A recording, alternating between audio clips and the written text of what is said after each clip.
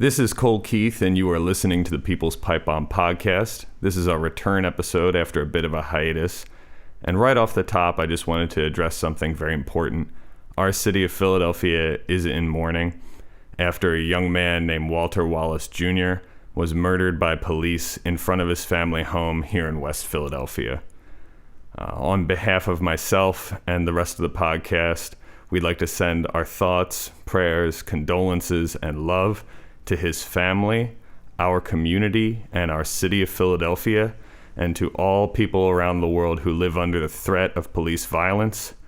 We want to say justice for Walter Wallace Jr., justice for all victims of police violence, and Black Lives Matter.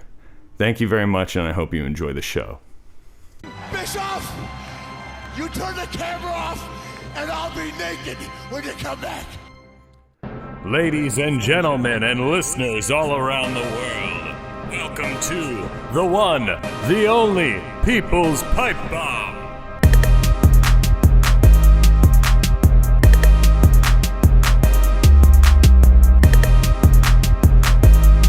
Anyway, what the hell was I gonna say? Let's just keep talking trash.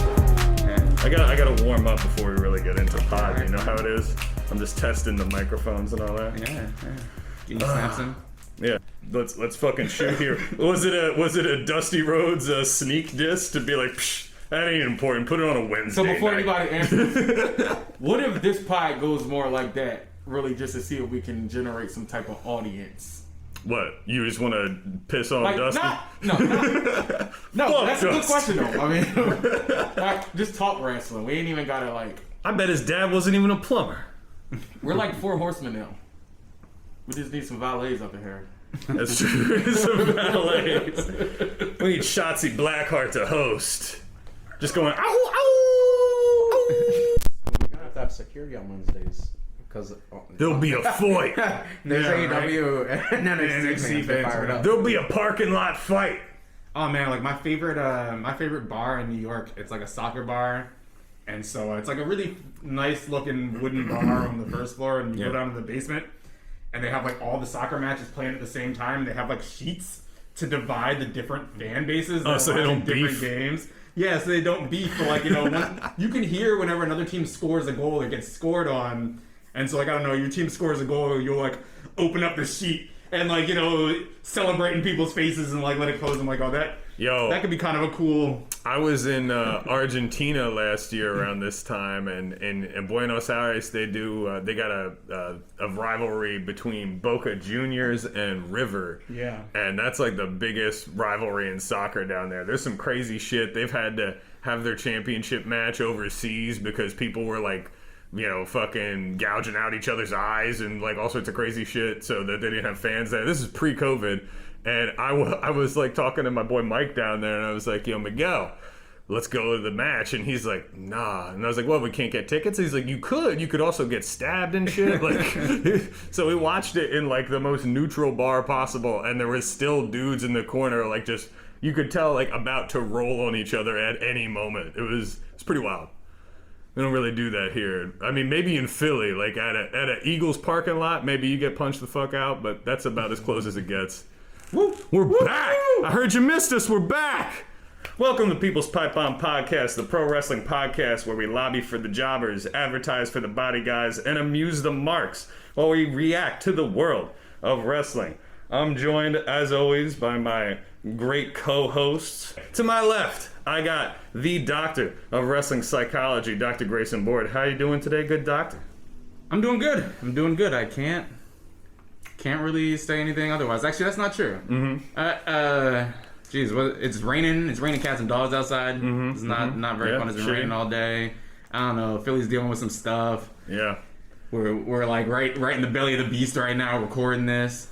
You're masked up. CDC. Do you work for the CDC, doctor? I do not actually. Yeah, it's a different kind of a doctorate. They don't fuck with wrestling down there? No. It's in Atlanta though, I thought they'd be WCW guys. I don't know. And also, as always, my guy, 2 T's, 2 D's, COVID-19 set my man free. I think I used that one on one of the video pods, but fuck it. Fat Rod, ladies and gentlemen. Where's the perfect peach? Oh, dude, did you check? Peachless. Did you check the drawer, the fucking look. cabinet? I didn't look. You know, here's the look. thing, gentlemen. Mi casa, su casa. I just, feel free. Put on some water for tea. Whatever you got to do. You need to take a shower. You need to borrow some lotion. What do you need? Make yourself feel. It's a fucking spa day at Cold Keys Studio. So that's where I'm at. And joining us for the first time, and hopefully not the last time, our special guest, our good friend, my guy, Pat. How you doing, Pat? Doing good. And Do you have an alias you want me to address you as? Sure do. I got Pat with the facts, Pat with the motherfucking facts, whatever you want. Shit. You want me to run it back? PMF. All right. Yeah. You know what? I like that. And joining us today for the first time, hopefully not the last, our special guest, our good friend Pat with the motherfucking facts. Quasi censored on that one. Them mofongo facts. That with them mofongo Those facts. mother trucking facts. Pat with the facts. Ladies and gentlemen, Pat, how you doing? Chillin', man. Just trying to get through this rainy ass day. There you go. Pat with the motherfucking facts, ladies and gentlemen. Because we cuss on this. You want to keep it clean. There's my man PMF in the building, man. PMF. He's like MJF, only better Yeah. than you. And you know it. PMF. But anyway, guys, so it's been a minute. I just want to say that it's great to be recording again. And since we've been on hiatus, a lot of shit has gone down in the world of wrestling. Before we get to the current events, I just Wrestling! I guess our last episode was in late April, I think, so we've basically missed the summer. I wanted to go around the table and see what during our hiatus really do you want to talk about? I would say for me, it's probably been.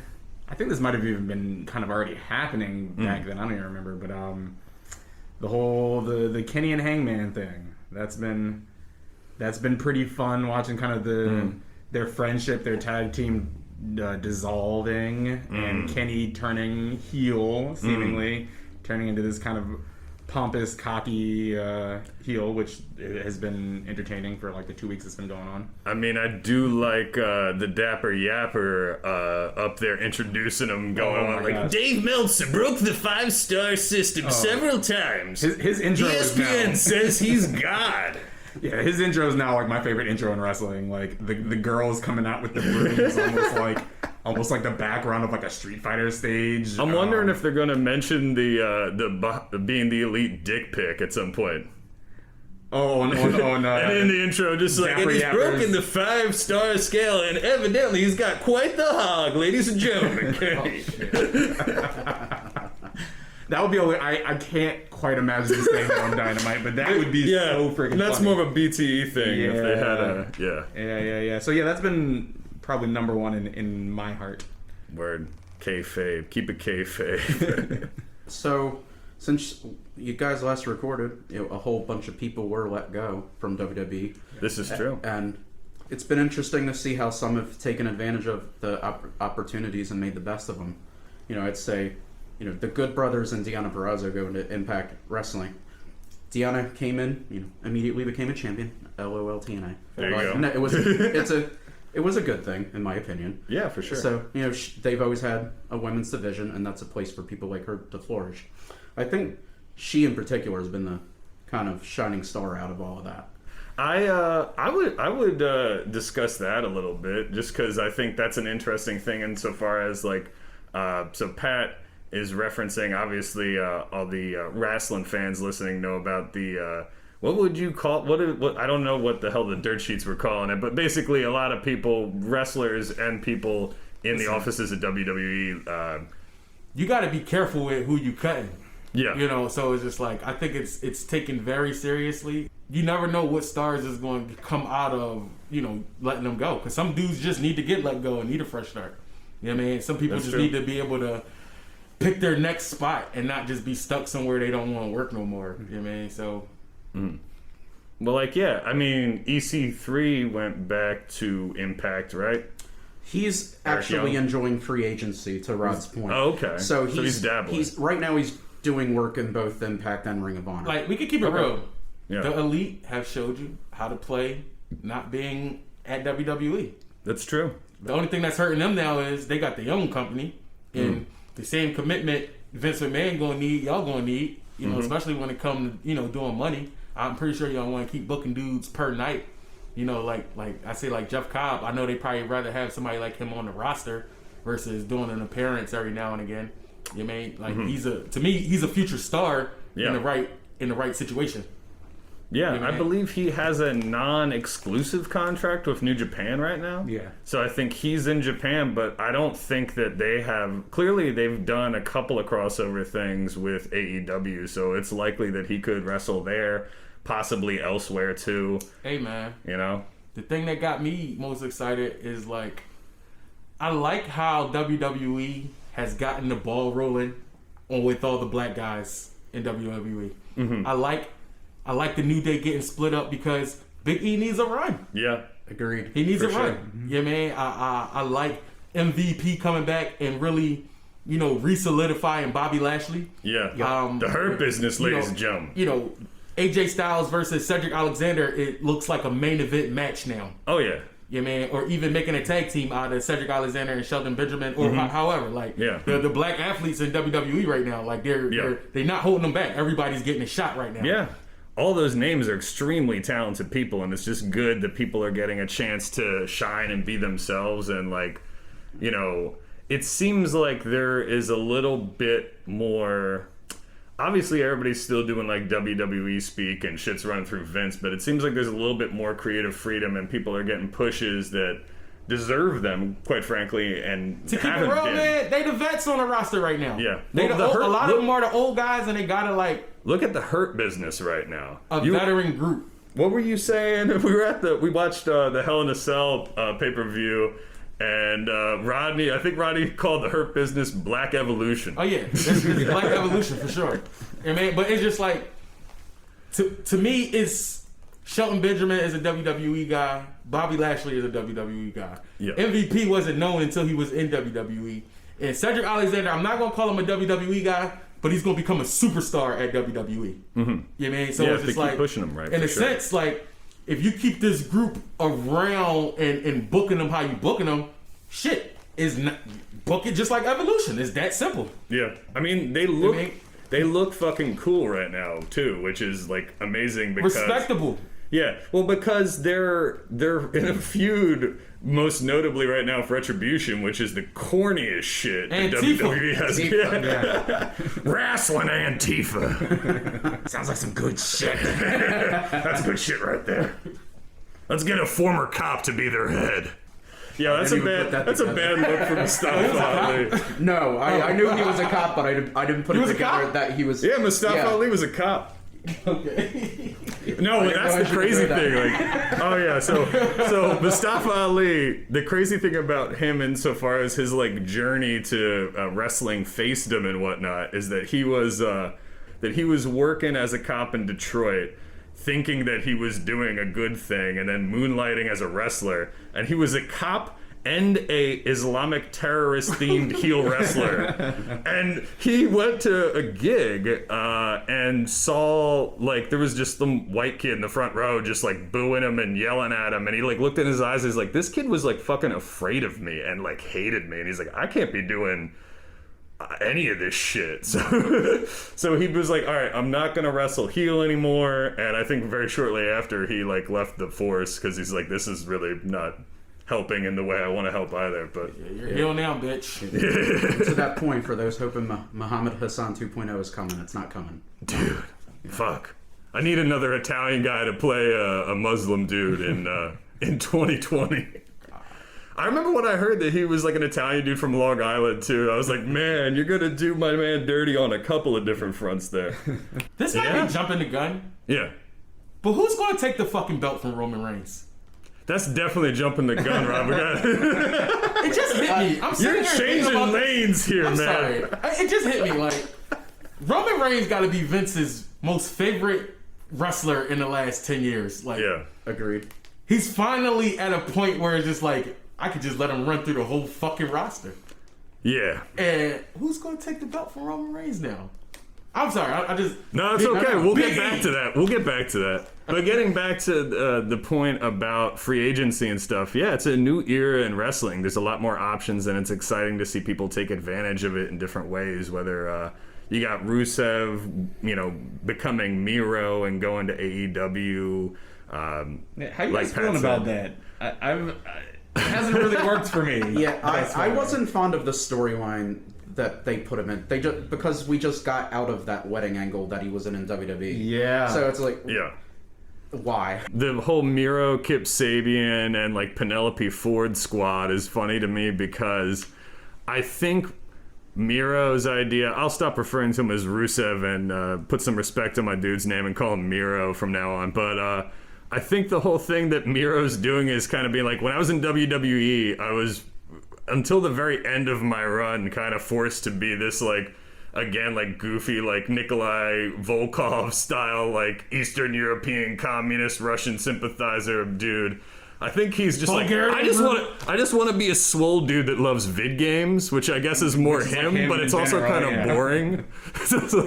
So like, I don't knock him for, I feel like he probably wants to be like, yeah, I'm just a big dude that hangs out and plays video games. And he looks great. I mean, he looks like he's like in fantastic shape. Yeah, it's just being yourself. I will say the one thing that's funny about that I will defend Vince's obsession with character work is that being yourself is kind of boring in a wrestling construct, unless you're like MJF or something like that, and then you're just sort of Or if you're exaggerating. RVD, because his life's lit. Yeah, RVD is great. That's true. You're just a stoned dude wearing like a tie-dye singlet and having sex with two weird booty models. I mean, And getting your promotion kicked off of Twitch for 2 weeks because of it. Yeah. Oh, yeah. We didn't get a chance to talk about it because we were on hiatus, but the whole speaking out movement happened, I want to say, like, early June, something like that. Is that correct? That's right, yeah. Yeah. And I just want to say that I think it's very important that wrestling, comes to terms with those things in order to grow and get better and more equal for men and women. So I appreciate that.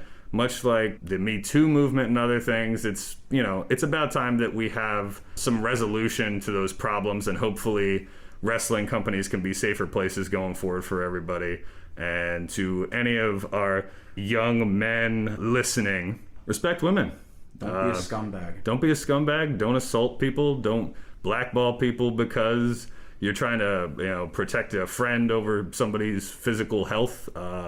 Not cool. And I think we're all learning that more and more, and I appreciate that that's happening. So I don't know if anybody had anything to add to that. No means no, and if in doubt, it's no. Yeah. Damn right. Well said, Pat. I guess I want That is a fact. The guy's got the motherfucking facts. Yeah. Boom. That's a Pat fact right there. I guess the one thing I really wanted to talk about was Marty. You gotta bring me down. No. I don't even really want to talk about like the specifics of all that. I mean, we can, I guess, if we want to, but like, No, you just. I don't know. If I'm you assuming know, you people know. Google Marty what's Skrull. going on, and If you want to be the disappointed. deal with Marty. But Ring of Honor's been back for a bit. We haven't seen any Marty. I'm hearing that they don't really have any plans for him anytime soon. That he's still employed, but like they don't. He's not doing any of the behind the scenes work that he was supposed to be doing. Like I feel like he just got that promotion like right before all this had happened, like maybe a month before. Yeah, before the pandemic, for sure. Yeah, it's just interesting because like he was like kind of supposed to be like the face of Ring of Honor. He was supposed to be like the guy, and yeah, I'm just curious, I guess, what you guys think about Marty and Ring of Honor. Like, is this gonna hurt the future of Ring of Honor right now? I don't think it's going to hurt Ring of Honor. I think Marty Skrull might be done. If not, he's going to need to take a seat for a while, and I don't know exactly what him coming back would look like. I was very disappointed hearing all that shit because big Marty Skrull mark, big villain mark. Yeah, I would say, I know he was one of the biggest, if not the biggest names to get brought up in all of this, but,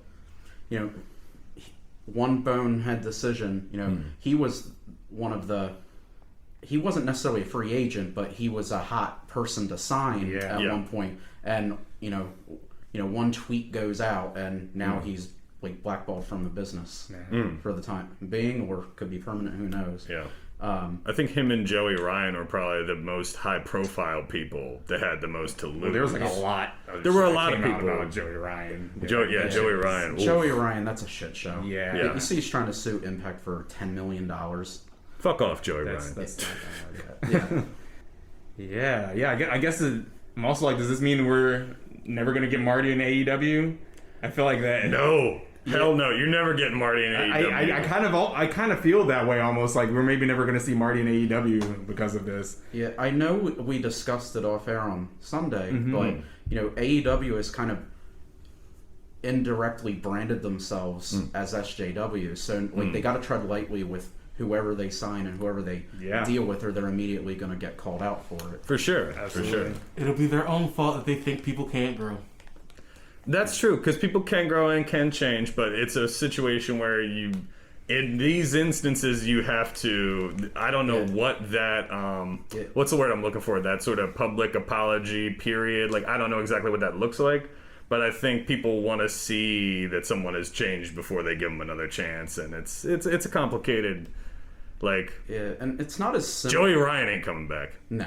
No. And it's not as simple as just making amends with the people or the company or anything like that. There's so many people involved in wrestling now. So it might be your sponsor, your network. We discussed Muhammad Hassan for a hot minute earlier. It was a situation where UPN and Spike TV, I believe it was at the time, said that character appears on your show. Yeah. So what was WWE going to do? They took the character off because they had no choice. They weren't going to lose a television deal over one character. For sure. So. Yeah, it's a complicated situation because it's business at the end of the day too. So it's like, not only do you want to do and say the right thing and ideally keep people safe, but again, like Pat said, you got to answer to the people with the money.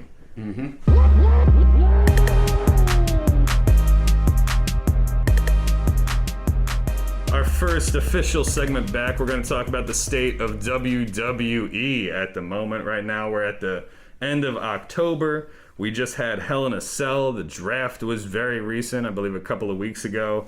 What else? We got Survivor Series coming up next month. They've already announced some matches for that seem pretty cool. Gentlemen, what's the best way to phrase this question without being a dickhead? The fuck is up with the WWE draft these days? Like, is it not hitting the same for you as it is for me?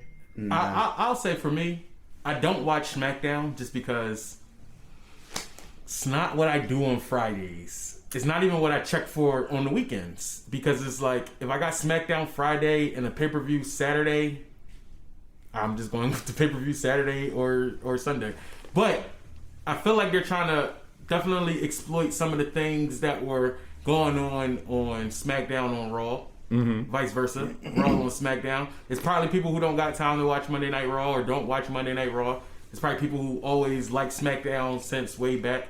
You know what I mean? And they're just like, some people going to profit. I feel like Raw has missed the New Day, but it created the Street Profits. Yeah. You know what I mean? And it's just like, they got a good energy with them. And I feel like with Xavier Woods coming back, you know what I mean? Like, it brings a fresh energy with the New Day also. So it's just like, yeah, let's slide them back over. Let's move them over here to Raw. Let's keep the ball rolling. Xavier Woods is always going to be, no doubt on the mic, he's going to be good. Yeah. You know, he's always going to be entertaining.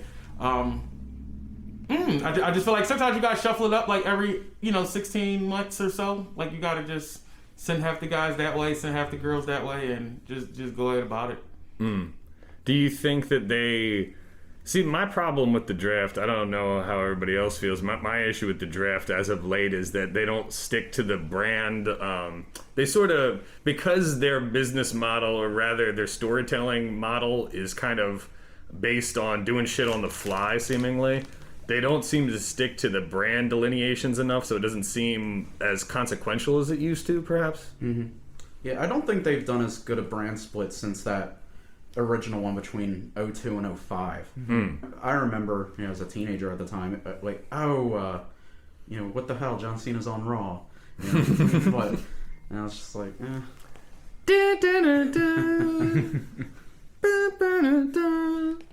Bars. Miss you, John Cena. R.I.P. John Cena. R.I.P. to a real one. Now he's got a haircut like Principal Skinner.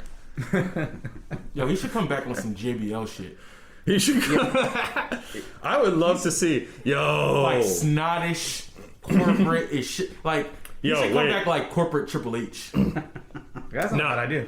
I used to get excited for the draft. And then I would watch the draft and it'd be, I don't know, it'd be kind of anticlimactic. And then, yeah, like a week or two later, people are going back and forth already. I don't know. I've stopped really caring about the draft, I'll be honest. I feel like what hurts them right now is they're still probably all just recording under one roof. They're not like traveling anywhere. And I feel like that's what helped the draft when it's like, you send SmackDown West and you send Raw East, and it's just like, okay, now y'all switch paths and do it on different. Like, it was just ways to flip flop it once upon a time. But it's like, now it's just like, shit, do we even need a draft? We really just need to have long ass wrestling shows and put good wrestling on for. I mean, in this era, they definitely don't need a draft. Yeah, man. Like, they don't even have. I mean, they don't even need brands at this point. Like, you need shows to continue storylines for. Yeah. Well, that's true, because, I mean, getting back to it, the origin of the brand split was because they took over WCW, so they didn't have any other competition, and they were looking for a way to differentiate the product, because they either wanted to or had the availability of more television time, and they were like, so is it just like Raw 2, or I guess this is SmackDown? Are they going to have, so like it was devised as a way to keep competition in the locker room, but also make from a fan's perspective, you could pick a side in a certain sense, so you can kind of like buy into this. And it worked really well for Survivor Series for a number of years too, because it was such a much more clear divide. I like where Survivor Series is at right now, though. There's some good matches on Survivor Series this year. I'm lit right now. I'm sorry. I like where wrestling is like. This is my favorite time of the year for wrestling, and I like all the. What I want to call it. I don't want to call it gang shit, but I like all the territory shit, like our squad, y'all squad, they squad, like that gang shit, that Antifa shit. So with Survivor Series, I guess I kind of feel almost the opposite. I think partially because there's no NXT in it this year. What? Yeah, there's no NXT in it this year. I think because they're trying not to cross-contaminate too much. They're trying not to cross streams. I mean, they might have plans coming, though. You know, it's still a month away.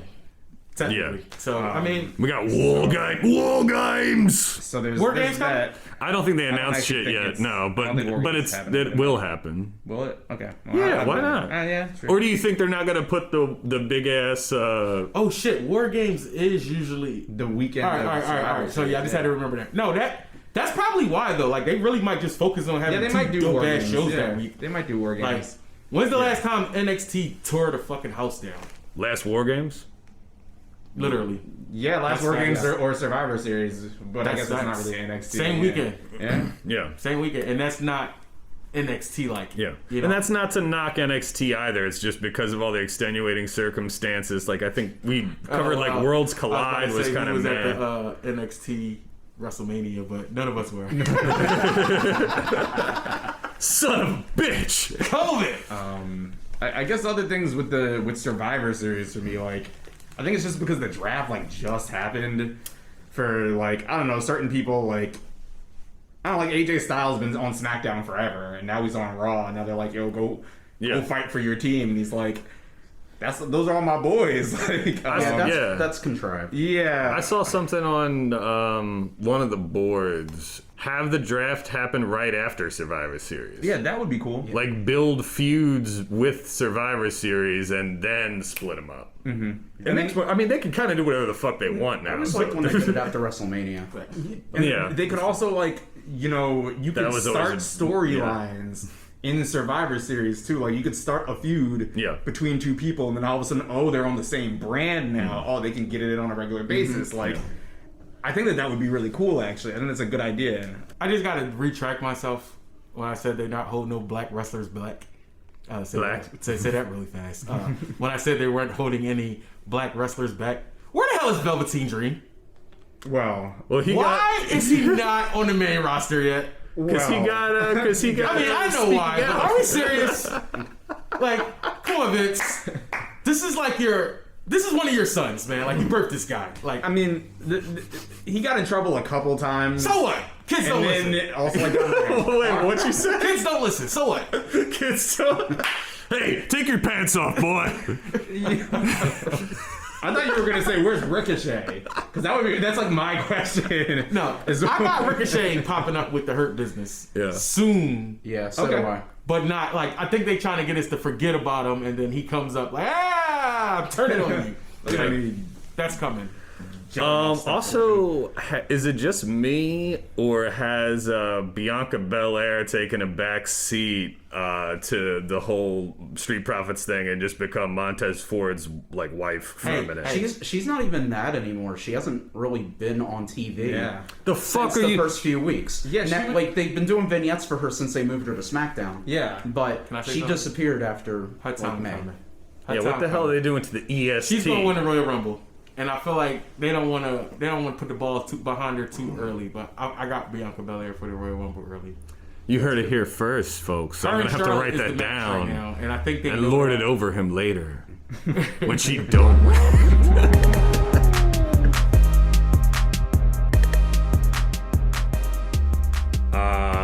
John Cena. That's what I was gonna say. You saying like John Cena come back? John Cena, Roman Reigns. John Cena, fucking Vince has a wet dream. Roman Reigns is over as a heel, and he finally gets John Cena over again as a babyface. I wouldn't hate that match. Book it. Anyway, so gentlemen, last week we met up and we watched the pay-per-view Hell in a Cell. So this segment we're gonna talk about Hell in a Cell.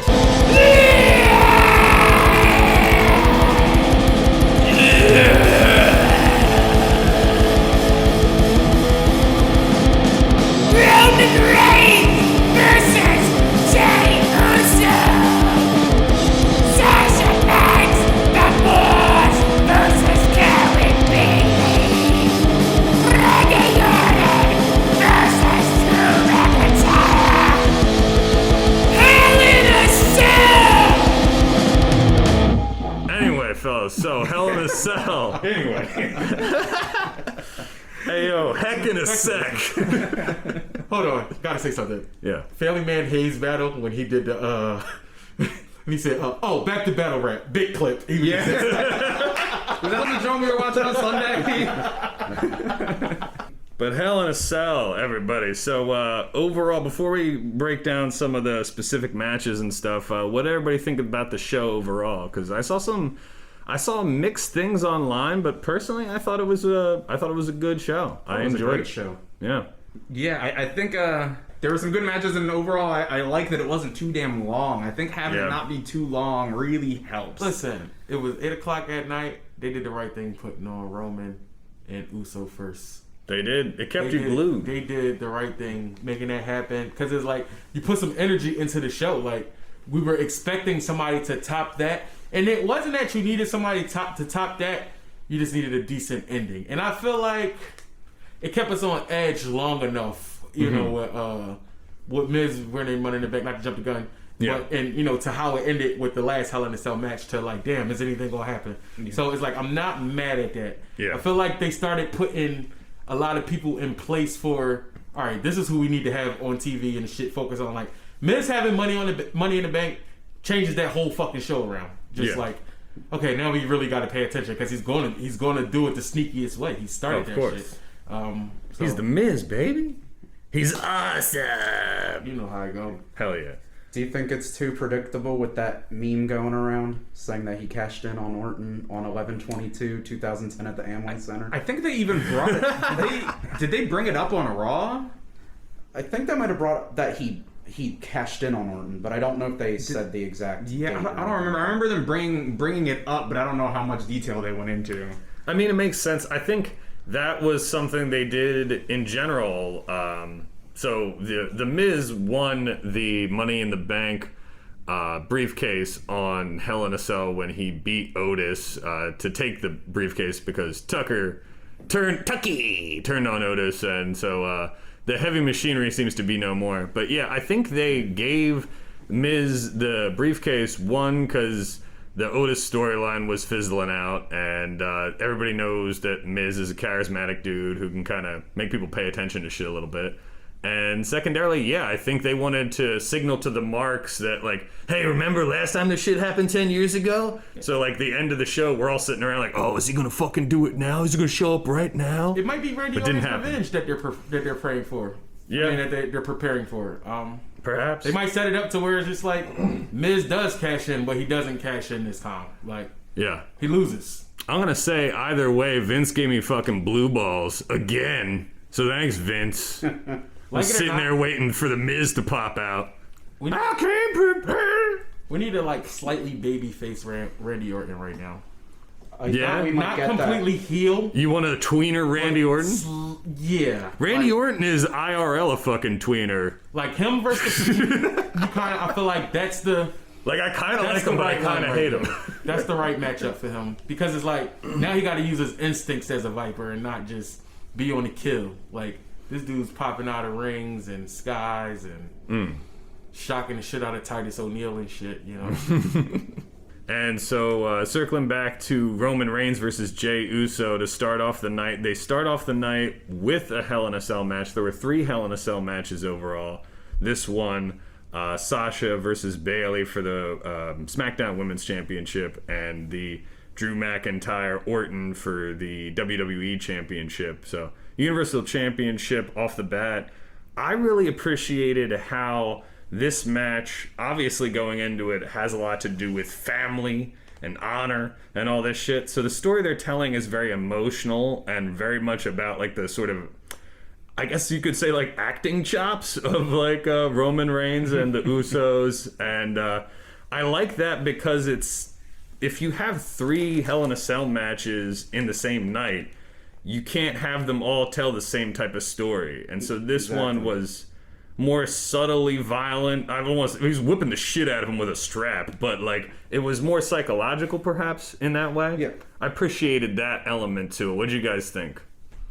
I agree. The whole story in general just, pulls on those heartstrings, which we unfortunately don't get a lot in wrestling anymore. Because it's become so much about the physicality.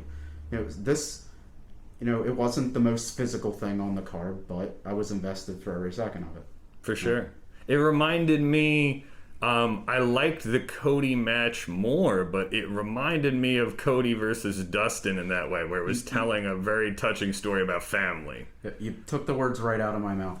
Because this isn't a shot at AEW, even though people think it is. I think that's the only match in AEW that got that kind of emotional investment out of me.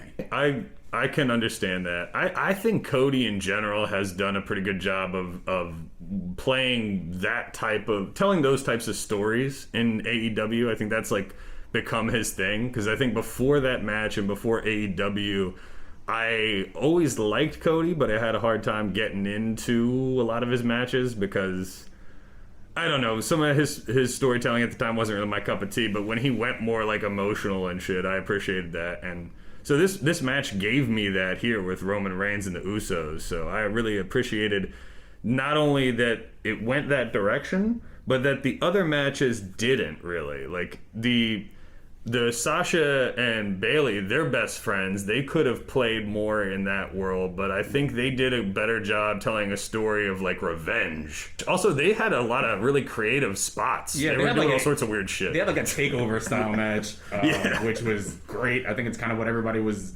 expecting, and I don't know. I was at least hoping for this kind of a match. I was kind of expecting this kind of a match from them. I don't know. I thought it was really flipping good. I was expecting it to be the match of the night, and I personally thought it was the match of the night, but the first match that we were just talking about, the Uso match, was also very, very good. So I thought it was really good. What do you guys think of the ladies match? Yes, it's ladies match. It's called women's, Keith. You fucking pig. Women's, they're not divas. I'm a fucking and you diva. Can't convince me that diva is an endearing term. Yo, I'm the diva. I'm the Antifa diva. That almost rhymed. Whatever, keep going. For me, Sasha and Bayley is just like, I like the fact that it's going to be a story told over both of their careers. So it's never the last match. For sure. It's just another chapter. And I feel like it's kind of been time to put the belt on Sasha Banks. And she needs to get a little run with the belt. Like, I hope she doesn't drop the belt till at least Mania, because she never holds the belt. Yeah. You know what I mean, I want her to gain some momentum. I want her to actually tap into if she's going to be a heel or be a face, and like really tap in, because I don't think we've seen real heel Sasha, boss Sasha. I feel like that's her WWE alter ego, like boss. Like when it's fucking stamped because it's boss time every time Michael Cole sees her. But I feel like they're gonna. I think she needs to get that right. Like I wouldn't be mad if she held the belt for a fucking year. Like I would like to see the evolution of her. Like Sasha Banks is probably the only one from the Four Horsemen who is still the same persona overall from when she first got to the roster. This match with Sasha and Bayley, I appreciated. Every Hell in a Cell card has to have a Hell in a Cell match where they do unique spots. Like, because it's just like when you're trying to crack the nut of having a Hell in a Cell match, I feel like part of it as a wrestler, again, I don't know because I'm not a fucking wrestler, but my assumption is when you're going through it, you're like, how am I going to use weapons and or this structure in a creative way? And this was the match on the card that did that. They were setting up kendo sticks with it and putting each other through there and doing meteoras running up a fucking table into the walls and shit. Like they were trying some different shit. I think the combination of Sasha versus Bayley is almost equivalent to Gargano and Ciampa for how they can just detail shit. Yeah, perfect segue, because I was going to bring up the chair. I loved how the chair was not just the story of this match, but it's been the story since Bayley turned on Sasha. So initially, that chair wound up outside the cell as it was dropping, so it wasn't there. I knew the door would eventually open. Yeah. And then ultimately that chair played into the finish of the match. I think I even said a couple minutes before the match ended, like, hey, maybe Sasha will do the bank statement through that thing. And lo and behold, that's what we got. And Pat was fucking right, and I was glad that I did not bring any cash to lose. And that is another Pat fact. Pat's my fucking facts, ladies and gentlemen. He knows facts before they happen. That's impressive.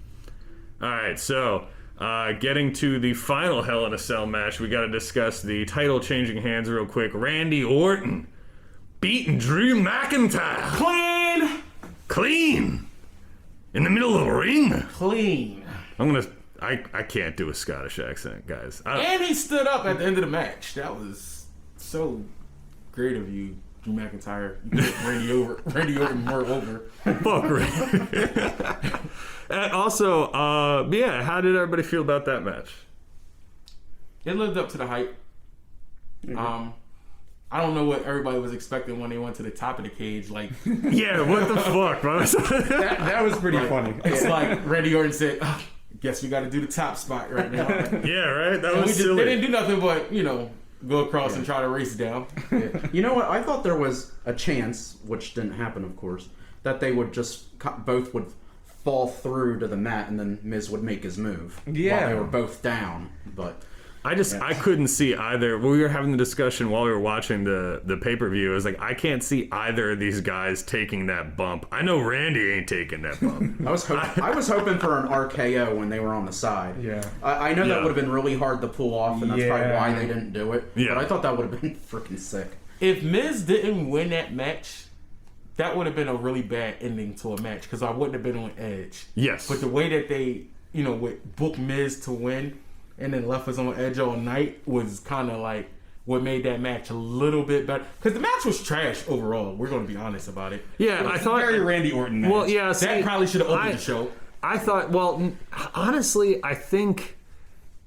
I'm calling it trash. It wasn't great, but it wasn't my style of match, but I think they did what they had to do out there. I think it was too long, which is a Randy Orton thing for sure. I think he has more slow plotting matches. Old school 25 minutes, baby. For real. But I think in the context, like you said, with Miz winning the Money in the Bank briefcase earlier in the night, I had wanted Sasha and Bayley to be the main event because I thought that was the best match on paper. But I think the reason why this was the main event... That's great booking still, though, because it left us even more on edge to where it's like, oh shit, if Miz is going to do it, it's going to be at the end. Because it's the main event, exactly like you said, Rod. So that made me... Yeah, I think that was a good booking decision and how they structured the pay-per-view. But Yeah, I mean, they did what they had to do out there. I thought it was a decent match. I thought it was just really funny that, like, I think I read that Meltzer was saying that evidently the inside scoop is that Drew just wanted to take the Shawn Michaels bump from the first Hell in a Cell. Which is, I was like, so they went through climbing to the top of the fucking thing and standing on the side so that Drew could just throw himself through. Yes, the boyhood dream comes true. Unbelievable. He went one of those Kid Rock promos. Walking down that long. Drew McIntyre's gonna find Jesus next. That's the next thing. Yeah, well, I've always been down for some Drew McIntyre versus Sheamus. I thought you were gonna be like, I've always been down for some They're Jesus. now on that burn. That shit should have been happened. I don't think Orton's holding the belt long. I really don't. You don't think they're angling for Orton Edge WrestleMania? Oh my gosh, I hope not. Not for the belt. I think that's what we'll get, but I don't think it'll be for the belt. Yeah, I hope you're right. I don't want him to hold the belt. I feel like we're going to get that for like Royal Rumble and get a DQ and then get that for Mania. So, I mean, who would take the belt from Orton? Do you think it would just be McIntyre getting it back? Or I'm like, Cena. Oh, you know what? They oh god no. Are they gonna book a Orton Cena to like have Cena beat fucking Ric Flair's record or some shit? You know what? I think that record's safe, and they're saving that for Charlotte to do. I really think that. that makes sense. That- makes yeah. a lot of sense. Because it has the whole family involvement and everything. Yeah. That makes a lot of sense. All right, so we're gonna discuss NXT for the the listeners out there. NXT had the previously WCW branded Halloween Havoc. I guess they just did it. It's weird because it used to be a pay-per-view, but this was technically just a Wednesday night that they themed, sort of like how they did the Great American Bash this summer. Again, I think I brought this up either early on or in pre-production. You think sneak diss to Dusty? I don't think it's a diss to Dusty. I think it's more of, both AEW and NXT seem to be doing stuff with former WCW properties. Mm-hmm, so yeah. I really think that's what it's down to. Question. Yeah. Who owns WCW? Who owns Vince McMahon? Oh, okay. Yeah. He owns the Rhodes last name. Trademarks for stuff that he let lapse. So. There you go. Like Bash at the Beach and. Yeah, Bash at. Oh yeah, Didn't AEW do Bash? AEW did Bash at the Beach. Yeah. In December last year. That was a while ago. Yeah. Dear God. But what was I gonna say? So the Halloween Havoc was Yeah, that was almost a year ago. on the cruise, on the Jericho Feels cruise. like 2 years ago. Yeah, doesn't it?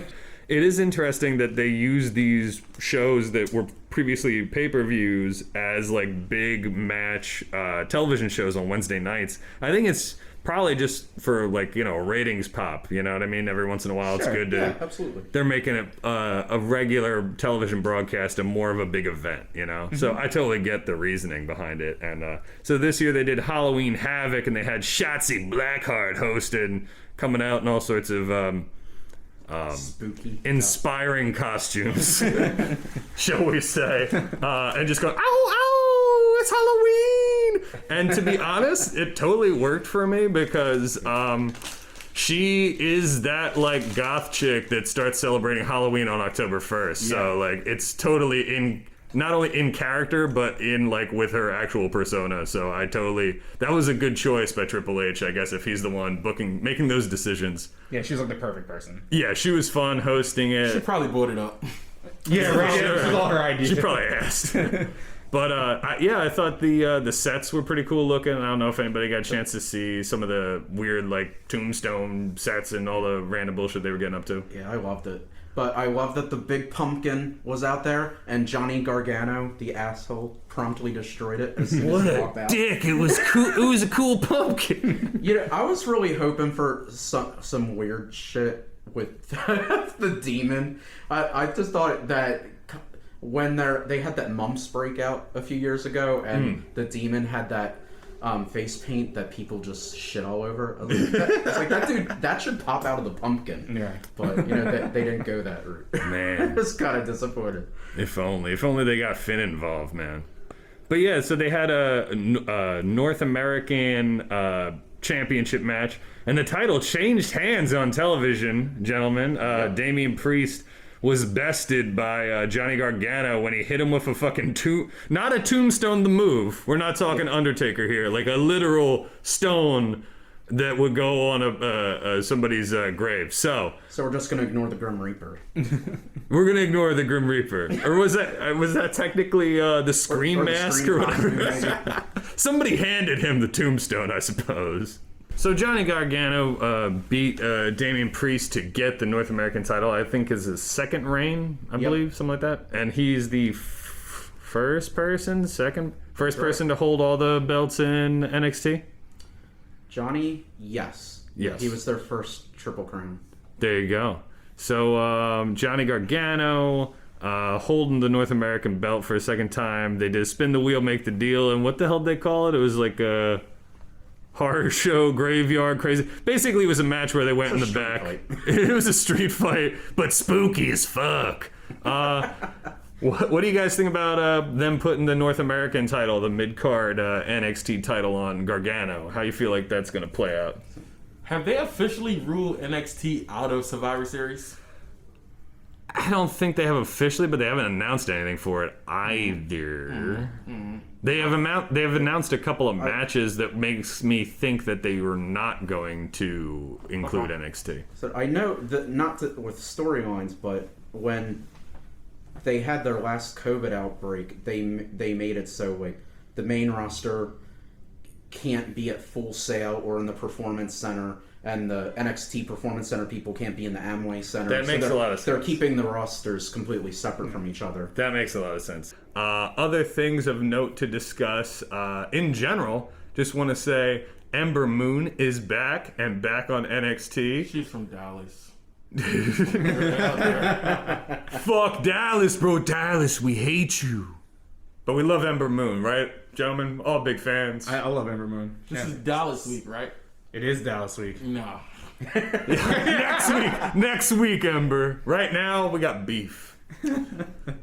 Dallas stinks. She seems like she would not watch football, though. I don't really get that vibe from her. Definitely seems like a nerd, but I don't know. She's a gamer, and wasn't her wedding Game of Thrones or something? Yeah, like that? it was. I don't think she's got any skin in the football game. You know what I mean? I don't know, man. Texans, they take their football pretty seriously, but I digress. But she's from Dallas, though.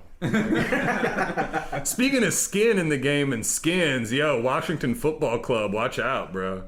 Or whatever the fuck they're calling each other. The ampersand W this year. They might win the division. Yo, football is trash. Fuck football this NFC year. East football is definitely trash. I was gonna say, We're not going to keep it 300. Let's not keep it at all. I'm speaking Carson Wentz got to go. Next topic. I'm speaking as a very hurt Birds fan. Football's fucking trash. They should have abolished football in 2018, bro. As soon as we won the chip, just no more football, bro. I mean, too many head injuries. I've been saying not it ever since COVID. Soccer's really been where it's at. Soccer's been this whole time. Soccer's been fantastic. But Ember Moon and NXT, gentlemen. The Dallas chick. She's back. I think we can all, with the exception of Rod, say that's a great thing. We're happy she recovered from her injury and looking forward to seeing some great matches from her because we know she's capable. Yeah, I never thought I was going to see her back. Early.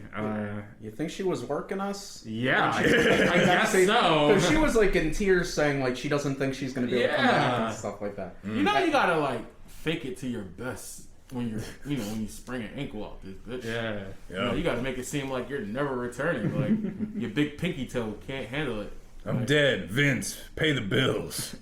So yeah, it's good. Definitely good to see her back. She looks like she put on some more muscles. Yeah, she looks a little bit bulkier. She looks swole. Yeah, exactly. A lot more beef. Beefcakes. She's still a short lady, but now she's jacked. Yeah, she's definitely a little bit thicker. In a good way, I suppose. Pause. Continue. Yeah. We are turning into Joe Budden podcast. They did a haunted house match with Cameron Grimes, the most charismatic dude on NXT, and Dexter Lumis, the least charismatic dude on NXT. So that was an interesting pairing, but it makes sense because Dexter Lumis is sort of billed as like a serial killer performance artist? I don't fucking know. How the hell was The Fiend not on Halloween Havoc? Did you? Because not he ain't want on that show to be NXT. day one? No, because what Pat was saying, I mean, they wouldn't have done it anyway, but they're not crossing streams with NXT and WWE. He'd have been wearing a mask. Maybe he had plans with JoJo on Wednesday, and in that case, I cannot blame him. Bam, bam, bam, bam, woo! Yo, NXT has just evolved into talking about hot ladies. So Raquel Gonzalez doing her tribute to Selena in her ring gear. Oh yeah, I had Raquel Gonzalez and Rhea Ripley. That was pretty solid. I like the Like when Selena's, the Dinos, the singer. yeah, Selena A bitty bitty bamba, bars a bitty bitty bamba, classics. a bitty bitty bitty bitty bitty bamba. Sorry. So Cameron Grimes and Dexter Lumis did a haunted house thing where basically William Regal was trying to, I don't know. Cameron Grimes basically was trying to chicken out and not do this weird match, and he ends up going to a house and weird shit happens and Dexter Lumis busts out of nowhere and beats his ass, and then at some point randomly Cameron Grimes walks into a room and there's like a lady in a shower and hashtag speaking out, he's just like, oh, hey. So you just see through a shower curtain that there's a lady in a shower and he starts undressing. He's like, oh, wait for Cameron Grimes. Huh? Just living up to his name, being grimy as fuck. So kids, maybe this is like Triple H's idea of a PSA because he opens the shower curtain and it's like a demon lady. So kids, do not sexually assault people because they might be a zombie. Important. The more you know.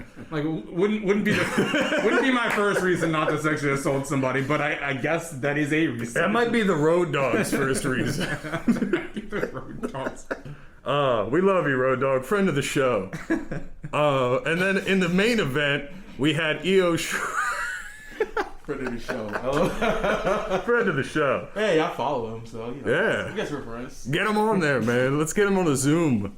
In the main event, we had Io Shirai and Candice LeRae for the Women's Championship, the NXT Women's Championship. And it was spin the wheel, make the deal. Shotzi Blackheart spins the wheel. And it's a tables, ladders, and the Scares match. Oh, yeah, got him. And I think the Scares ended up being that at some point when she's pulling out a table, Candice LeRae accidentally pulled out a bag that's filled with fake dismembered body parts. That was fun. That was a little spooky. But it was a good match overall. At the end, we have Io retaining. I love a good tables, ladders, and chairs match, and both of these women are great wrestlers, so I can't complain at all. Gentlemen, any thoughts on the match or on Io's run, since we haven't really talked about her winning the belt and maintaining it for the past several months? You guys all know me. I love myself some Io Shirai. Big Io mark here. I'm glad she has the belt. The run's been okay to me so far. I don't know. Think that not that the NXT Women's Division is bad, but it's not at all. It's bad. It's don't know. almost What? AEW bad. No. They took all the stars away. Because they could still put on a passable match in NXT. Yeah, are you kidding me? Exactly. Listen, not bad, but from a main event standpoint, it's not there. That's like the Io division Shirai. kind of light right now. Like WWE's women's roster is heavyweight, and y'all don't got a star. But they're not doing like. I think they started hurting when they kind of chopped Rhea's legs when they got reduced to Charlotte, because she was hot. During that show, Right. and then She had no business with Charlotte. they're pushing her again, but it's just not the same. No, she lost so much momentum because she was like seemed like she was gonna be the next big thing. They're finally here. Oh, it's not. I thought I saw red and Yeah. I thought I saw red and blue. Thought these motherfuckers out there making purple. Antifa, let's go. Let's roll. That for real though. Fuck cops. Mia Yim.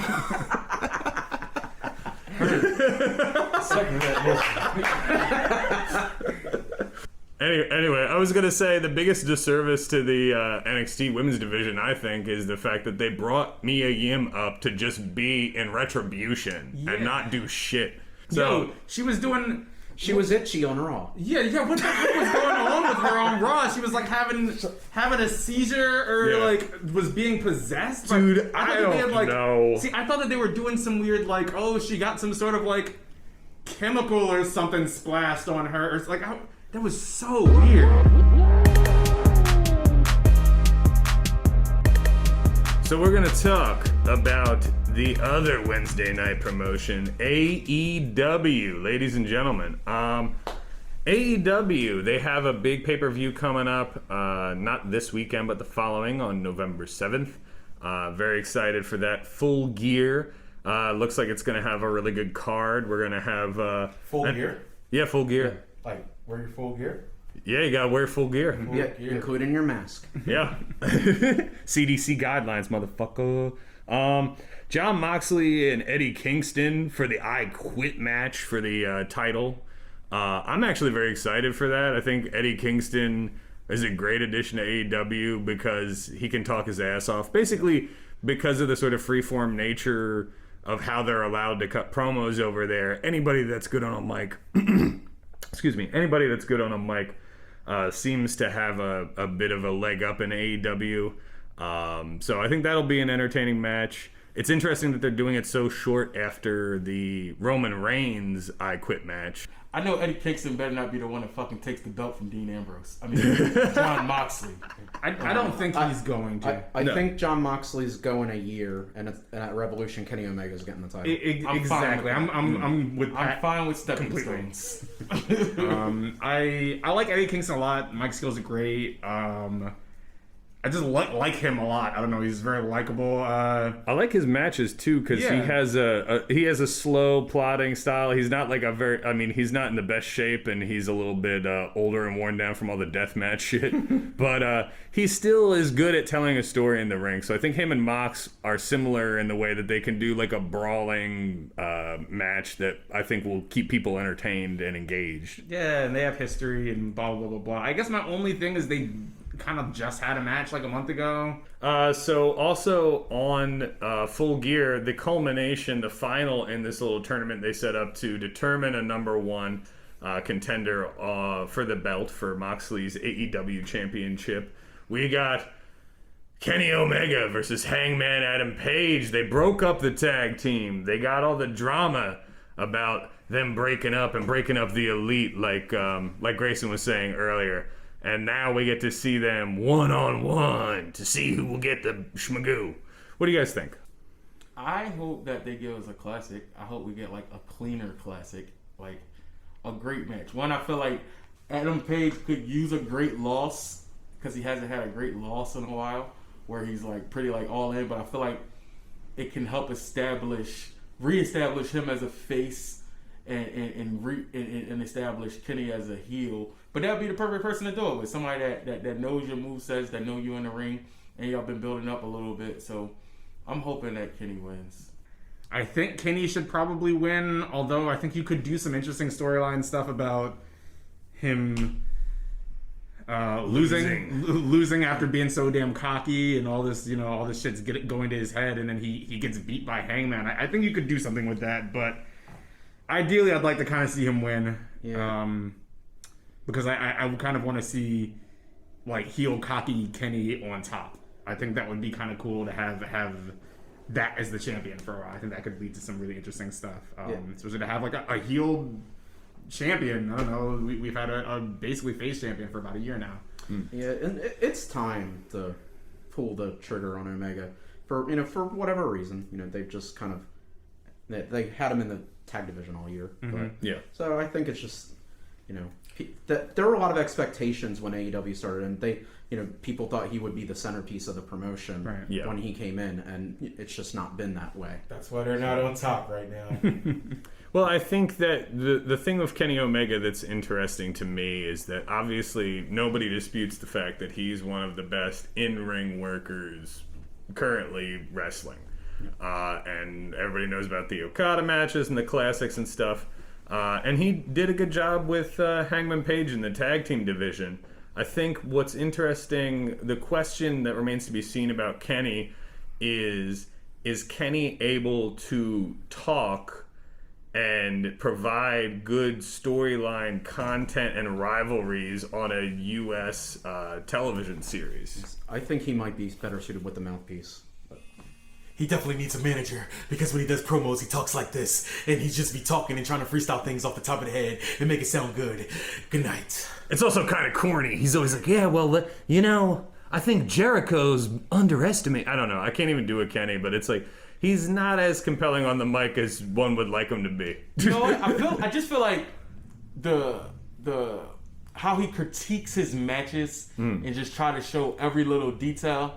Bro, just stay up late, listen to some video game music, and write a couple promos. It's not that hard. I just feel like he don't really put no effort into the promo part because the matches be so good. Like he's more like you don't got that much time to really, you know, script out a match, really learn the match that fast and execute it. But it's like he was pulling that shit off, and I'm pretty sure he wasn't thinking about no promos or what to say and shit. I'd rather you just come punch me in the face when I'm about to go say something to make the promo better. Well, in New Japan, he didn't have to because that's not how they're structured. They'll do like press conferences and things, but you also get a little bit of leeway when you're an English-speaking like gaijin wrestler because, you know, people don't necessarily check in with what you're saying so much unless you're going full Japanese, I think. Though. Yeah, he is fluent in Japanese, and he would speak Japanese. That's true, but.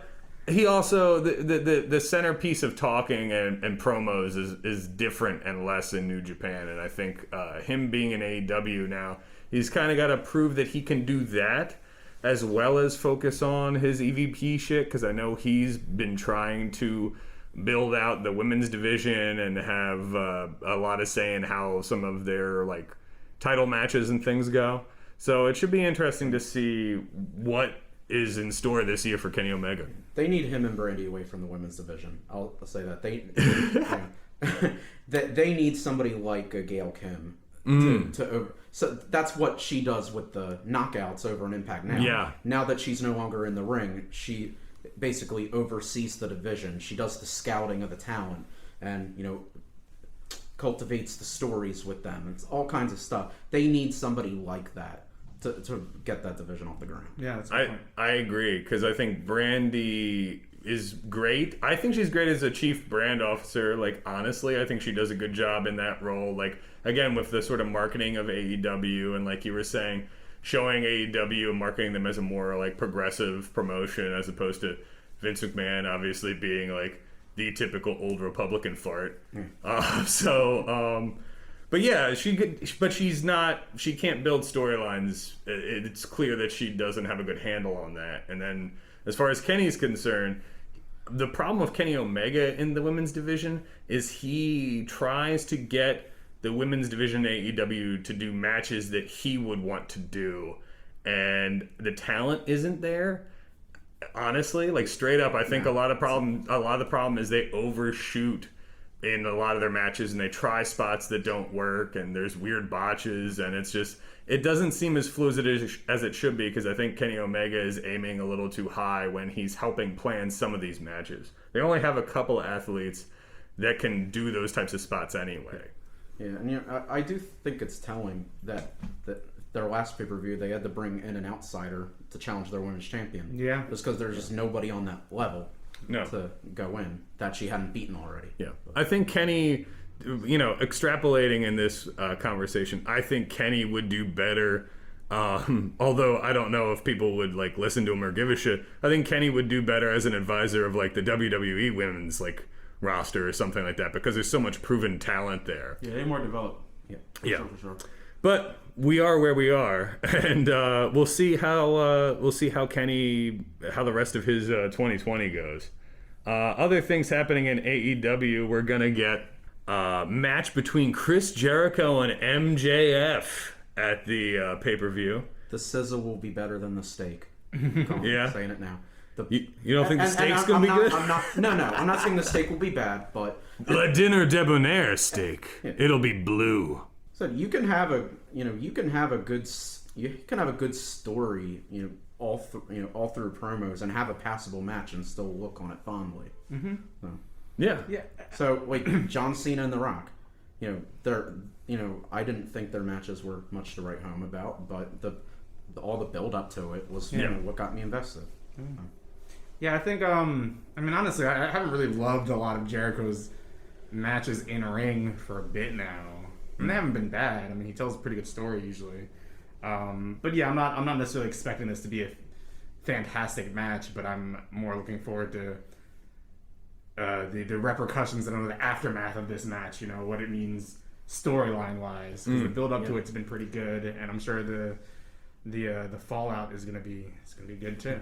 So do you think there's a chance? My understanding is that the stipulation is MJF can join the Inner Circle if he wins. Yeah. Do you think the Inner Circle turns on Jericho and costs him this match? Ooh, that's not a bad idea. So MJF takes the Inner Circle regardless. Yeah. I think that would be the most interesting thing to happen. I don't think they're going to do it because they've also kind of established, and possibly as a fucking work, but they've established that some of the other members of the Inner Circle don't like MJF, so that's an interesting... But I think that they would get more juice out of the storyline if he joins and then they slowly dissolve, because they probably just want to have as much MJF and Chris Jericho on TV at the same time as possible. Le Dinner Debonair, I just want to touch on that briefly. It was fucking great. I loved it. I know some people were like, why the fuck are they doing a musical number on a wrestling show? But I was conversely standing up in here like, they're doing a fucking musical number. I was jazzed. I thought it was pretty dope because it was just I like it when they try things that are outside the box and creative, and when like it works. Like MJF could sing really well, Jericho can't, but it was really funny to hear him try to sing live without any like studio magic. Yeah. Yeah, it was a fun segment, and I think that it got a lot of people invested in their angle that maybe otherwise wouldn't have been. But here's my 2 cents.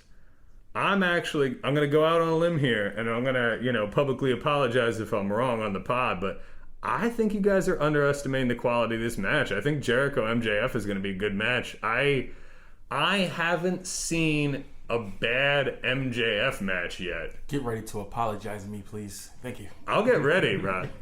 MJF against Moxley at the last pay-per-view was fucking amazing. Yeah, MJF, every time he wrestles Jungle Boy, is great. MJF versus Cody was one of the better, I feel like you're going to do something like Finger Poker Doomish. Yeah. It's not. I feel like they're already in on each other. And they're just like, oh, we're going to have a match now? Fine, we're going to have a match. Maybe if they do that, but then again, I guess that's a good work. I don't fucking know. But point being, I think it has the potential to be a good match. I think MJF has been doing some good work kind of quietly because his mic work is so talked about and so good. I think his in-ring work gets overlooked a little bit. And Jericho, I think, is hit or miss, but I think he's been good generally with the concept of playing like Kingmaker to some of these like younger guys. I think he's pretty good at putting people over. So it should be interesting to see how it goes. Bucks versus FTR. Oh yeah, that should be good. It's the only reason I'm saying we should link up next week. I think that and Kenny Hangman. I think both of those. I think if the pay-per-view's should gonna be be really good, good matches. I'll make it my business to re-engage into AEW's work for this pay-per-view. Yeah. But Bucks versus FTR, gentlemen, it's been coming for a while. The Revival. Fuck the Revival versus the Young Bucks. If it's not a 5-star match, yeah. It's a fail. It'll be a 6-star. Yeah, they owe us this. They owe it to us. There's been so much hype. Yeah. They built the hype, so it's like now they gotta come through on the match. And This it's has like, been like 5 years of hype at least. I've seen great FTR matches. I've seen great Young Buck matches, and arguably they the 2 best. Granted, DIY can be thrown in there with them as a tag team. That's true. I don't know. I'm rooting for the Revival in that match. I feel like the Bucks take better losses. They take great losses. But they added a stipulation that if the Bucks don't win, they'll never challenge for the tag team belts again, just like Cody did with that bullshit. So never mind. I take my stupid. pick back. I don't think they're going to do that to themselves twice. Yeah, it's so dumb. I don't know why they did that. It's super like overbooked for no freaking reason. Like, Yeah, they didn't need to do that. did not need to so do they can win heel as shit. I think they're trying to make up for the fact. Oh yeah, they can go full heel instead of this tweener bullshit. Yeah, Okay. I think they're trying to make up for the fact that there hasn't really been really much of a good build for this match, and not as much of one as there should be, considering how like Yeah. Because the Butcher and the Blade was in the way. That's why. Butcher and the Blade. and the bunny. And the bunny. Don't forget the bunny. Yeah, Owen was in the way. Now, I like how they brought her back into the evil stable. Eddie Kingston was like, yeah, she was just fucking that dude QT Marshall and max out his credit card, and now she's back. I was like, it's the most like fucking Yonkers Bronx bullshit. it's like some shit that like a mobster would say on like it's like 90s Batman. It's like some like Gumar or whatever. What do they say? Honestly, I wanted to touch on one more thing that's tangentially related, gentlemen, with AEW, and it's something that I find very concerning. And everybody here knows I'm a big AEW mark, and that it is probably my favorite promotion right now. But what's up? No, I just wanted to beef. Me and Rod got beef. But anyway, AEW. They had the number one contender match that the Bucks won to set up that FTR versus the Young Bucks match at Full Gear. And inside of that tag team match, Alex Reynolds of the Dark Orders, John Silver and Alex Reynolds, was knocked clean the fuck out. And they dragged him to a corner and tagged him out. And just kind of went on with the match and just left dude lying in the corner of the fucking ring for a minute and then took him out finally. I think Silver finally pulled him away. But Blade just pulled his ass to the corner and tagged him and they just kept rolling. AEW has a string of incidents where they are not working safe when it comes to injuries. Not at all. And I want to know, I think it's only fair if I criticize WWE for Vince McMahon's like business practices that I find shady, or some of the COVID policies early on. I think it's fair that I say Tony Khan, AEW, they got to do better when it comes to taking care of their wrestlers' safety when it comes to injury. Yeah. Couldn't agree more. They need to get the refs on board. Yeah. Too. Yeah. How, like, as a referee, like, how, like, you just see somebody being dragged to a corner, like, oh, let's not even check on him, like, whatever. Yeah.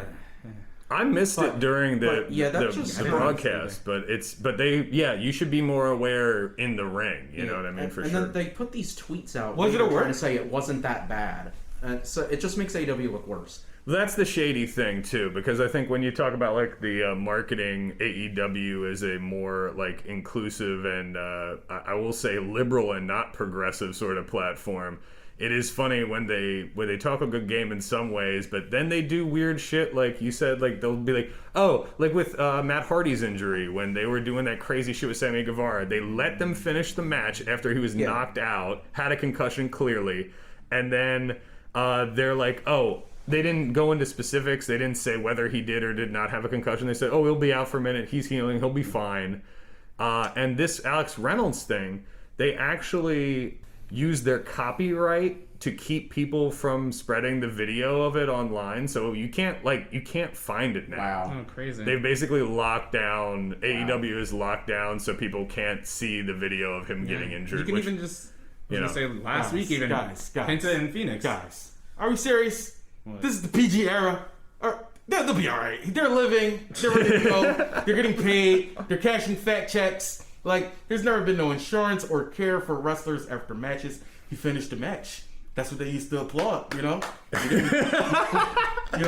Fat Rod, ladies and gentlemen. You was knocked out and you stayed asleep. Like, yo, Rob, what's your email so everyone can... At the end, we gotta finish this bitch. We can book them for the next show because they're reliable to finish the show. Get at them in the comments, ladies and gentlemen. I think everybody with the way in which we deal with sports and head injuries and CTE and the legacy of Chris Benoit and shit like that, I think we all, which by the way, Kevin Sullivan, we're still on your ass. Facts. But I'm gonna say this pod, so Pat, we have a thing going where we keep... He knows. He's aware. He's aware. But I think people take head injuries very seriously now, and I think, like, Pat, to sort of what you're saying is, like, I think people like being worked, and I liked the deathmatch style shit, but that was arguably a safer fucking match in a certain sense because nobody got fucking concussed or knocked out. You know, it's very important that like flesh woundy type shit. When you're dealing with those types of injuries, it's important to react responsibly and quickly. And if you gotta stop the match, you stop the match. I think most fans understand, and they don't want you to risk somebody's safety any further, especially when it comes to that type of injury.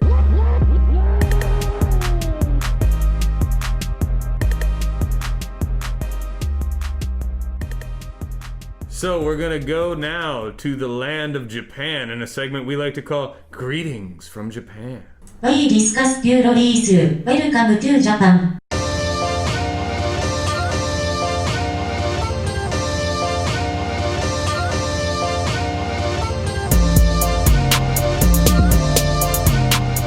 And so, New Japan Pro Wrestling. I know Grayson and I have been watching quite a bit of it over the quarantine period. It's been pretty interesting to see the first promotion that I'm aware of that's been able to bring back larger stadium shows with actual crowds. That's been pretty cool. Yeah, that's been cool, although they're not allowed to cheer. Well, they got to stamp and clap and stuff, and Jay White, being the epic dickhead heel that he is great at being like, how about you clap if you love me? Oh, what's that? You can't boo me? You're a bunch of pieces of shit. It's great. Yeah, I love Jay White. So they had the G1 in the fall. It was going to be in the fall regardless this year because of the planned 2020 Tokyo Olympics. Yeah. But because of COVID, there were no Olympics, but also there wasn't any wrestling going on in Japan in the summer anyway until later. So they had the G1 in the fall for the first time, I think, ever, if not in quite some time. And it was a great tournament. They had some amazing matches. Ishii fucking brought it yet again, as always. Will Ospreay came into his own in the heavyweight division a lot more. Super heel turn. Great tournament, great matches. Kota Ibushi wins it second time in a row. That's a pretty revolutionary thing. I think that hasn't happened in quite some time. I forget the dude's name last time, but it was like late 90s, early aughts. So congratulations to Kota for winning 2 in a row. Grayson, what were your thoughts on the tournament overall? Any matches or moments that stick out? Yeah, geez, I don't know. It was really good. I don't think I liked it quite as much as last year. But, really? Yeah, but I think they had, I don't know, they didn't have quite their full complement of people. I thought it was a better tournament. I think there were better matches. Okay. Than last. I think the tournament maybe last year might have been better overall, but I think there were better individual matches in this one. I think I can maybe agree with that. I don't know. There was just something about last year that had me kind of hooked. And maybe it's just because COVID times right now. I haven't been as focused on wrestling as in times in the past. And as a big Jon Moxley mark, I was super psyched that he was in the tournament. Yeah, that was another thing last year. Is he was having some great promos and matches and stuff that was very entertaining. But I guess it's just also like having it over the summer. I don't know. It kind of is more of like a. It's got a good vibe to it. Yeah. There's a little bit less going on. Not competing with football and basketball, or maybe basketball, but yeah. You guys got any shout out to the Lakers and the Dodgers? Go LA right now, evidently. Fuck it, I don't care. I haven't been watching real sports, man. Just wrestling. I can't hang with real sports these days. Free Jeff Cobb. Free Jeff. Yo, Jeff Cobb's new look is dope. He's got like all this gray in his beard now. Yeah, he's a silver fox. Yeah, it looks cool. I like it. Big beefy boys. What's up? New Sonata look. I kind of like his like he's got wearing a bunch of like silver mirror-y type crap now. It's like looks very 80s or futuristic. Yeah. This is very like geometric and stuff. It's cool. G1, I would recommend if anybody has some piracy skills or knows a friend with the New Japan World app for streaming, I would go back and check out some of the matches. Kota Ibushi really had a great tournament. The final was a little underwhelming, I think, because Kota, speaking about safety and stuff, I think he got his bell rung a little bit. I don't know if he was actually concussed or if he just was shocked a little bit because Sonata accidentally hit him in the head at some point during the match, and then they sort of slowed down and repositioned a little bit. But he had a great tournament. His strategy throughout the tournament was that he played to the strength of whoever he was fighting. So he fought their style of match. I highly recommend going out and checking out him versus Minoru Suzuki, because they basically just beat the living shit out of each other and had a shoot MMA looking match. That was really cool.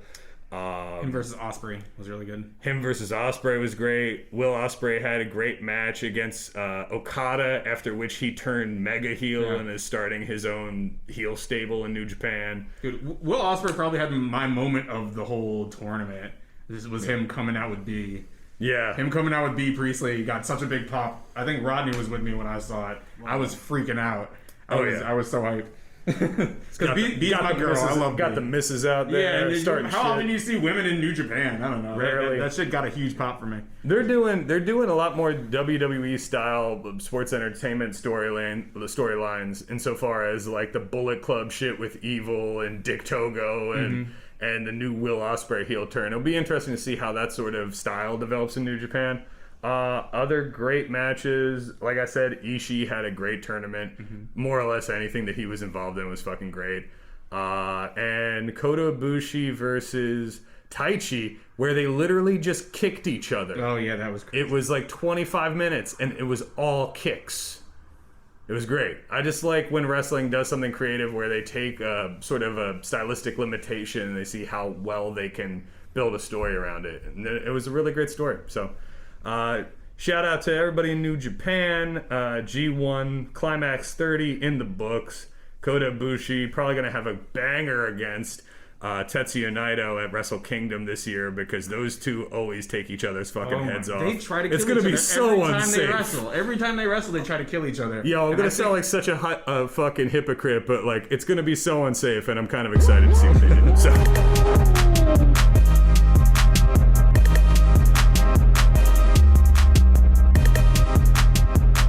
To wrap up this show, we have one of our favorite segments to come back to. It is Wrestler of the Week, and now it is time for Wrestler of the Week. I'm brawling in Japan like Stan Hansen. Clothes on your ass, put the boys in the back, then I take it to the stand, son. New Jack, no man's transit. You fucked, homie. So wanna be the Wrestler of the Week. Yeah, you wanna be the Wrestler, but your spots is shit.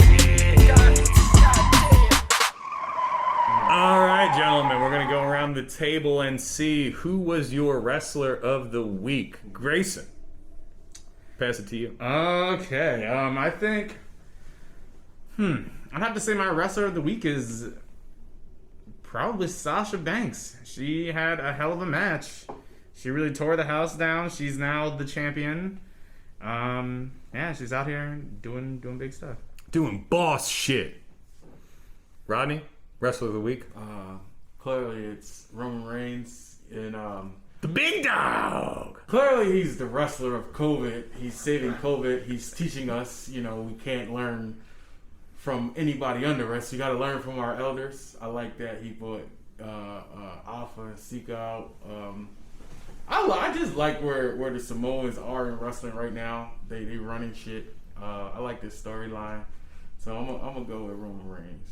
Had a big week for sure, retaining the title. Pat, thoughts? I'm also going to go with Roman Reigns. Roman Reigns. The tribal chieftain. I just like where the story's been going. Alpha and Sika were a nice touch. I would say that would have been a cool moment to close the show. It's not what we got, but I'm still happy with what we got. And I just want to see where this continues to go. If somehow they can get The Rock to be the culmination of this storyline, just have him keep going through. See if you can even get Rikishi back for a one-off match or something. Yeah, just have him keep going through Samoans. Keep feeding Roman. Actually, I was about to say keep feeding Roman The Rock as a football reference, but that's too close to with the. You know what the fuck I'm talking about. Give him the ball and run with it for a little while. It just goes to show you get jacked and take off your shirt, and all of a sudden you're a big star. Like that's all it takes. Heel turns and getting rid of that corny ass vest. For me, initially I thought we were going to record this episode last week right after the G1, so I was gonna say Kota Ibushi. So I will just sort of as a what would you say? You just want to be different today. I wanted to say Kota Ibushi, but they didn't wrestle this week, to my knowledge, or at the very least, the G1's over. It can still be Kota Ibushi. Fuck it, I'll say Kota Ibushi. I'm still reeling from that G1 Climax tournament. I highly recommend checking it out if you get the opportunity. He had some killer matches, 2-time winner, good stuff. Congratulations. So, gentlemen, that concludes the bulk of the podcast there. Anybody got anything to plug? Any sort of, what do you want to say? Wanted to, I don't know, just say rest in peace to, I can't remember, Tracy Smothers. Yep. Yeah, right. Yeah, that definitely fucked me up a little bit when I saw that news. Yeah. You know, been watching him for quite a while, and he's been so influential to so many people in the wrestling business. For sure. What do we have? So we have our Instagram at People's Pipebomb Pod. We have our Twitter at People's Pipebomb Pod. Feel free to subscribe to our YouTube channel, also People's Pipebomb Podcast, I believe. You can search us on YouTube. Please feel to like, share, and subscribe there. Of course, we're on SoundCloud / People's Pipebomb Pod, just to keep it simple for you. Grayson and Rod's cousin Kim has an amazing business, a great a food business going on. Kim Cooks. Thank you for the plug. KIMKOOKS _PHL. For real. On the gram. Get at them. We got, what do we got? They do weekend menus, Sunday stuff, Tuesday stuff. They got a spot over by Germantown. Please feel free to follow and definitely eat some of the food. It's fucking amazing. And Rod might deliver it to you and give you a fucking super kick. Always. Pat, you got anything to plug? Negative. Word. You want anybody to follow you on anything? You know where to find me. Markout Club Wrestle Cave. Yo, shout out to Markout Club. Shout out to Wrestle Cave. Shout out to Markout Club. What'd I do? I interrupted. I'm sorry. Wrestling on 24/7. It's fine. No, repeat. We're posting this in a Markout Club, and we want your feedback. I want to hear from you guys. Pat wants to hear from you guys. We appreciate your support. Can you repeat that? My mom was calling. No, I can't repeat that. I need the Markout Club. My mom's calling, bitch. I gotta end the pod. Love you guys. Love you guys. Good to be back. Let's make this a regular thing. Sounds good. And I'm gonna as get on my usual, wrestling. from our family to yours, we will say peace and good night.